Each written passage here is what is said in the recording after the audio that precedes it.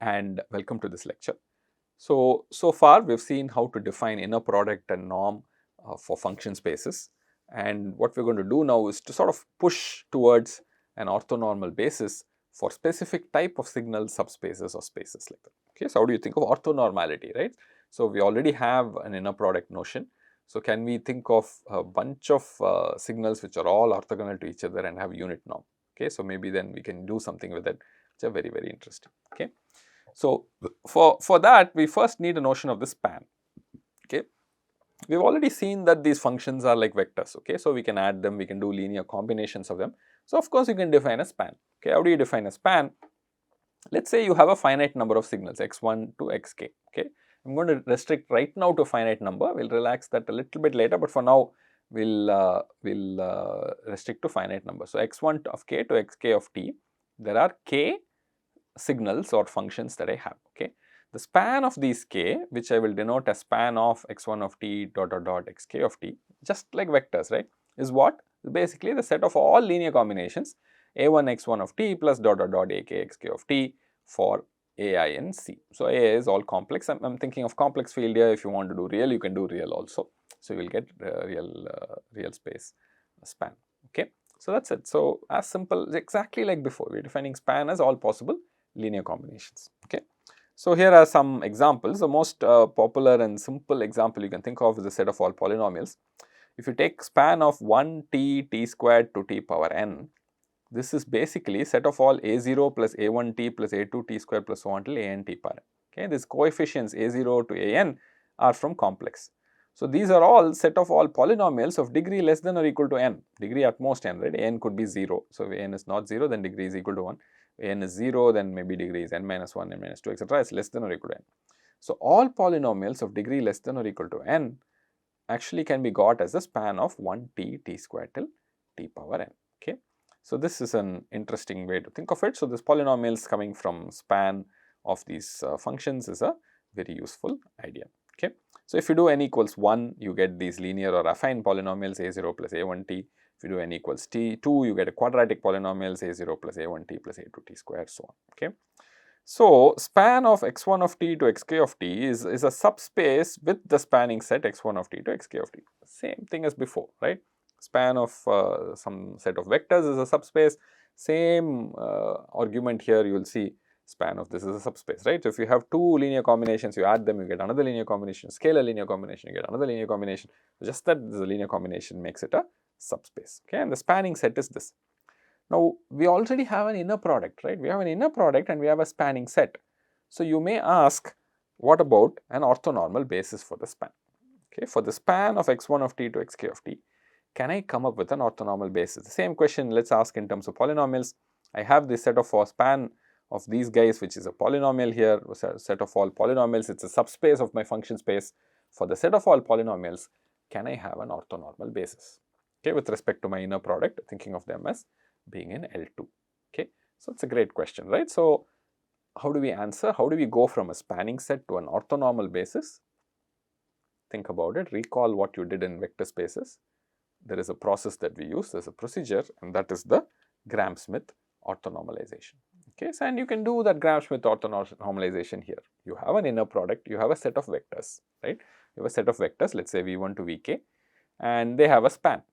Okay, notice them, it could be functions, it could be from Rn, Cn, whatever, I don't care. These are vectors v1 to vk, and I have my span v1 to vk. How can I do Gram-Schmidt orthonormalization now? All I need is an inner product, right? As long as I have a proper valid inner product which satisfies the properties of the inner product, right? What are the properties of this inner product? You will see linearity in the first argument, conjugate linearity in the second argument, symmetry, and then the norm has to be positive. All of those properties are satisfied by the inner product. As long as you're satisfying all of those and you've defined a viable inner product, you're through, right? You're done. That's the idea here. So how do we do Gram-Schmidt? The same Gram-Schmidt. You start with the u1, which is v1 by norm of v1, right? We know how to do norm. Even if these v1 to vk are now functions, I know how to do norm here, right? So in my L2, think of these functions as L2, then I can do norm and all very easily. And then for j2 to k, what do we do? The same process.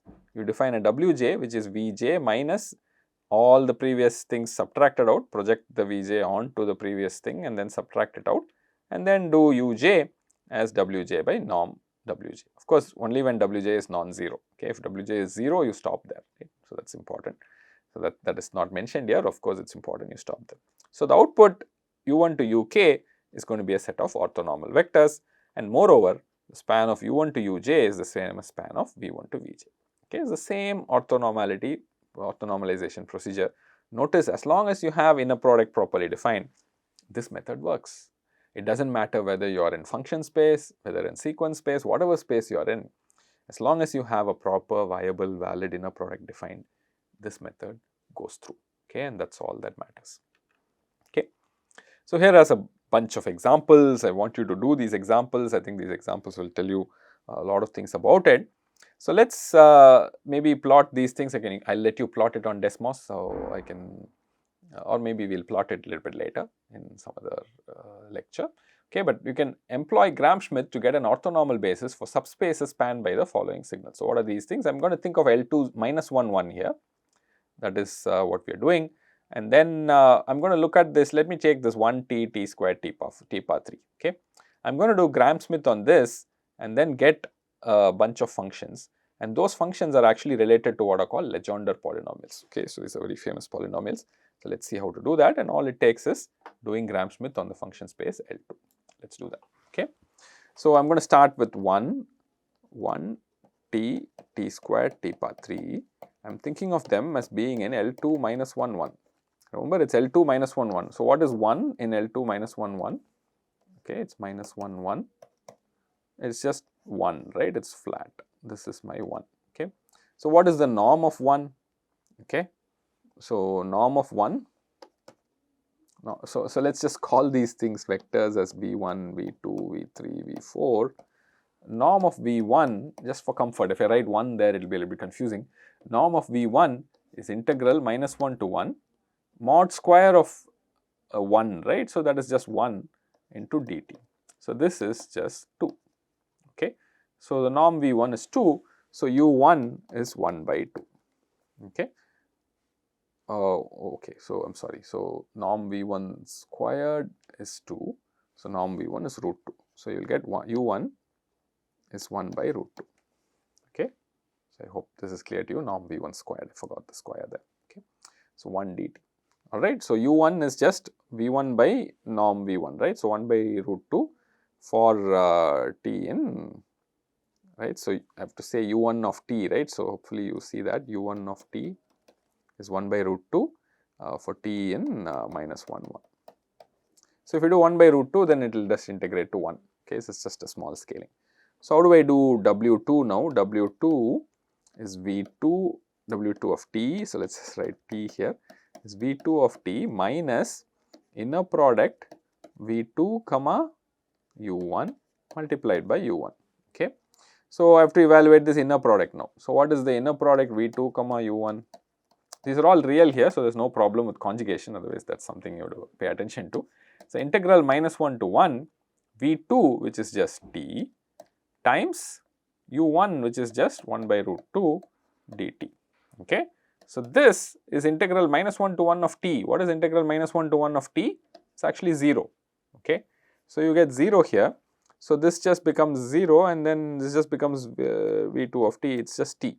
Okay, so now how do I do u2 now? I need to do norm of t. Okay, so norm of t, again, if you want, you can plot these things, but you can also do it algebraically. So t from minus 1 to 1 looks like that. Okay, so of course integral is 0, but then norm of w2 is integral minus 1 to 1 t squared, isn't it? Norm square of w2 is t squared dt, and that will end up being t square is what? T cube by 3, and then you have to do okay, just be a little bit careful here. So this one, it is better to do it, before you do it, it's better to do 2 times integral 0 to 1, it's even function, right? So t squared dt is just a slight thing to be careful about. You can also do it directly. I'm just saying you can do like this, it's just easier. So once you do that, it's 2 times 2 by 3, right? So this is just 2 by 3, this is t cube by 3, it's a 2 by 3. You can also do it directly there and you will get it 2 by 3, okay? So norm of w2 is actually root of 2 by 3. So then u2 of t is actually V2, which is t divided by norm of t. So, you will get t by root 2 by 3, which is root 3 by 2 t form for t in the interval minus 1 to 1. Okay. So, root 3 by 2 into t, it ends up having unit norm. Okay. So, that is my U2. So, how do I do W3 now? W3 of t is V2 of t, V3 of t minus the inner product V3 comma U1 U1 minus inner product V3 comma U2 U2. Okay. So, I know U2 also. So, V3 is t squared, then this inner product. So, how do you do this inner product? Let us just do it algebraically. V3 comma U1 is integral minus 1 to 1, V3 is t squared and U1 is just 1, right, and then dt. Okay. U1 is 1 by root 2, apologize for that, 1 by root 2. So, 1 by root 2 times integral minus 1 to 1 t squared is going to be 1 by 3 or 2 by 3. Okay. So, you get here root 2 by 3. Okay, just now we did that integration. So, it is going to be 2 by 3. So, there is a root 2 here. So, it was root 2 by 3. So, that is V3 U2 and then let us do V3 comma U2. Okay. So, it is going to be minus 1 to 1 t squared into root 3 by 2 times t dt. Okay. So, you will have in root of 3 by 2 into t cube, okay, integral from minus 1 to 1. So, what will happen to integral t cube? That will go off to 0, right. So, you can think about this. So, some of these integrations you can quickly do minus 1 to 1, right. So, t cube will go off to 0. So, if you plug this back in here, I am going to get root 2 by 3 into u1, which is actually 1 by root 2, okay, minus 0. Okay. So, this just becomes w of 3 becomes t squared minus 1 by 3 for t in minus 1 to 1. Okay. Is that nice? Okay. Hopefully, you agree with me, this is okay. So, this is going to be W3. Now, of course, I have to do modulus for that. Okay. So, now norm of W3 will be a little bit more difficult to evaluate. So, integral minus 1 to 1 t squared minus 1 by 3 whole squared dt, right. So, it is going to be integral minus 1 to 1 t power 4 minus 2 t squared by 3 plus 1 by 9 dt, and that is going to be t power 4 is 2 by 5 minus 2 by 3 into 2 by 3, right, plus 2 by 9. Okay. So, that works out as 2 by 5 minus 4 by, I hope I am not making any numerical mistakes here, you can check it out. This is minus 4 by 9 minus 2 by 9. Okay. So, that will work out as 2 times 4 by 45. So, you are getting some 8 by 45. I hope this is all okay. Okay. So, you get W3. So, U3 of t will be so this is norm W3 squared, right. So, norm W3 is going to be square root of that. So, you will get root of, have to divide by that. So, it is going to be root of 45 by 8 times t squared minus 1 by 3. Okay. So, I hope this is okay. I hope I have not goofed up on this. So, you will get this. Okay. So, this is how you do Gram-Schmidt. So, hopefully, you see Gram-Schmidt now.